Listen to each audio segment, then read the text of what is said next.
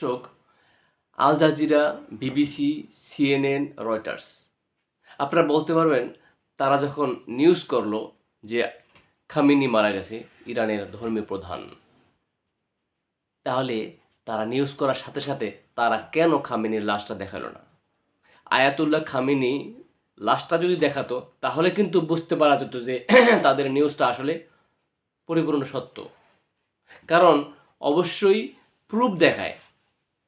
যে কোনো প্রতিষ্ঠান, যে কোনো মনে করেন যে সিএনএন বলেন বা টিভি চ্যানেল বলেন, প্রত্যেকটা কিন্তু একটা প্রুফ দেখাবে, বাস্তবতা দেখাবে। তাহলে এটা কিন্তু দেখায়নি।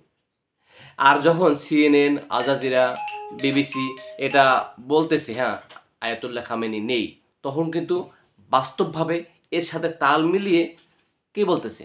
ইরান বলতেছে যে হ্যাঁ আয়াতুল্লাহ খামেনি পৃথিবীতে আর নেই। এর একটা কারণ হচ্ছে গিয়ে এটা একটা রহস্য, এটা একটা কৌশল। কারণ পশ্চিমাদের টার্গেটই হচ্ছে গিয়া যাতে না থাকে খামেনি, এবং এই সুযোগটা নিচ্ছে কে? ইরান। হ্যাঁ, ইরানও এর সাথে একইভাবে কাঁধে কাঁধ মিলিয়ে বলতেছে যে নাই। এই জন্য 40 দিন বন্ধ দিল রাষ্ট্র, এবং 7 দিন অফিস আদালত বন্ধ দিল, এবং 40 দিন হচ্ছে গিয়া শোক পালন করার জন্য ব্যবস্থা করলো। তো প্রশ্ন এখানে যে এখন তাহলে কেন কাঁধে কাঁধ মিলে দিচ্ছে? হ্যাঁ, কারণ ইরানের আকাশপথ আসলে আমি যতটুকু বুঝতে পারলাম কিছুটা দুর্বল আছে। তো এখন কিন্তু এই সুযোগে, এই যে টার্নিং পয়েন্টটা, এখন কিন্তু যুদ্ধটা রিডিউসের দিকে যাবে। এখন কিন্তু অগ্রগামী হবে না, স্লো পর্যায়ে যাবে। আর এই সময় এখন তারা গুছিয়ে নেবে তাদের যে বাহিনী আছে, তার বাহিনীটা গুছিয়ে নেবে। জাস্ট এই কারণেই হতে পারে। এছাড়া আর কি বই আপনি যুক্তি দেন? আমি আবার বলি, তারেক জিয়া বাংলাদেশের একজন প্রধানমন্ত্রী, এবং চুপ্পু সাহেব তিনি কি? তিনি হচ্ছে আমাদের রাষ্ট্রপতি। ধরুন এই ভারতের সাথে কোনো কারণে যুদ্ধ লাগলো, ঠিক আছে?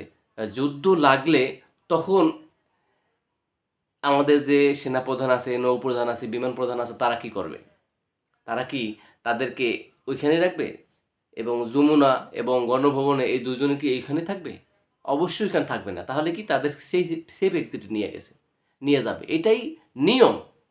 এই যে যেমন যেমন ধরেন শেখ হাসিনা যখন একটা সমস্যা হয়েছিল 5ই আগস্টের সময়, তখন তারা কি করছিল?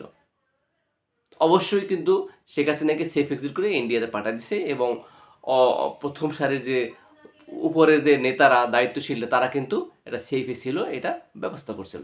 সুতরাং এ থেকেই প্রমাণ হয় যে আসলে আয়াতুল্লাহ খামেনি পৃথিবী থেকে যায়নি, আল্লাহ তাকে বাঁচায় রাখছে। তো আল্লাহ আমাদের সকলকে সুখে রাখুক, সকলের উপর রহমত দান করুক, আমিন।